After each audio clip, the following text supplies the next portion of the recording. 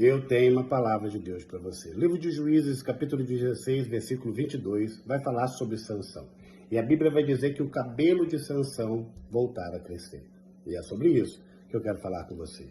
O cabelo de Sansão representava a sua força. Não que o cabelo fosse a força, mas o cabelo dele grande era um sinal que a força estava nele.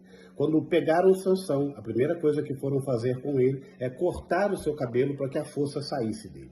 Os inimigos de Sansão não perceberam que Sansão agora estava com o cabelo, após ser cortado ou rapado, crescendo novamente. E é isso que eu quero que você entenda. Muitas pessoas que nos feriram, infelizmente, pensando que iriam nos matar emocionalmente, espiritualmente, não estão percebendo que a nossa força está voltando, que nós estamos nos animando novamente, estamos nos levantando novamente, e o plano, a estratégia deles de nos matar falhou, porque o nosso cabelo voltou a crescer, ou seja, a sua força está voltando novamente para você.